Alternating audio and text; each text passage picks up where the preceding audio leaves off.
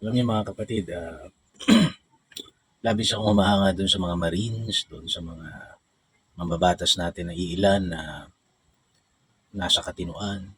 Sila Congressman Leviste, yung si Kiko Barsaga na hindi dapat sana natanggal.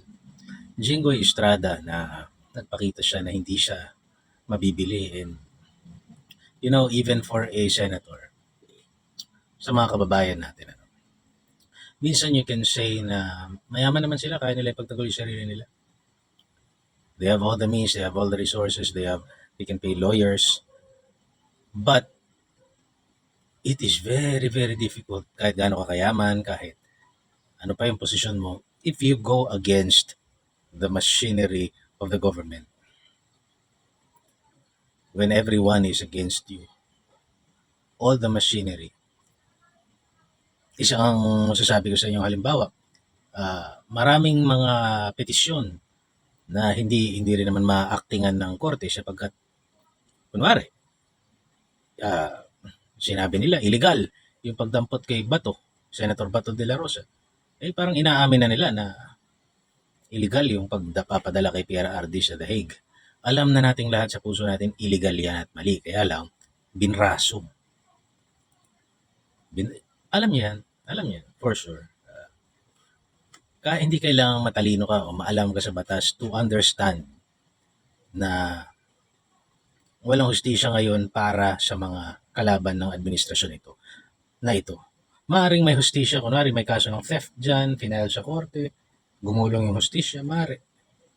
Pero sa mga nangyayari sa ating bansa at sa mga paglabag ng makakapangyarihang tao sa ating saligang batas, we know that for a fact.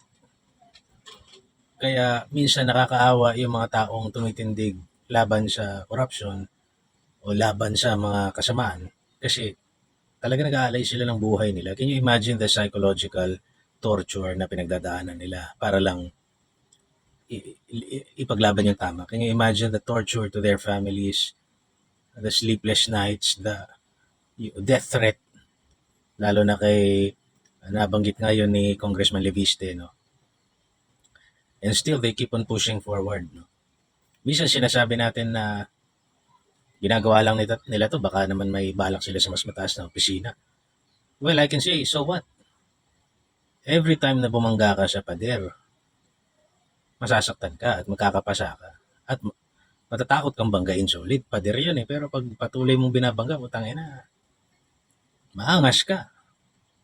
Saludo ako sa'yo. Tingnan nyo na lang yung mga Marines. Pwede namang hindi. Pwede naman tanggapin na lang nila yung mga suol sa kanila tapos may pagamot sana nung isang Marine yung kapatid niya na namatay. Sabi niya nga, di ba? Kung may pampagamot lang ako, kung tinanggap ko yun, di na ipagamot ko sana yung kapatid. Tingnan nyo na lang yung hindi ko maintindihan kung bakit maraming siguro katulad ko lang din yung karamihan sa atin na may mga obligasyon sa pamilya at hindi afford na may pagtanggol yung kanyang kapwa sa paraan na gusto natin. But nakakalungkot lang. Ako, kung wala man ako magawa, eto, nagdaldal lang ako sa panalangin. Pinapanalangin ko na lang sa Diyos na yung mga sumusunod sa kanyang will, sa kanyang kagustuhan, na tumitindig para sa tama, ay kanyang gabayan. God bless.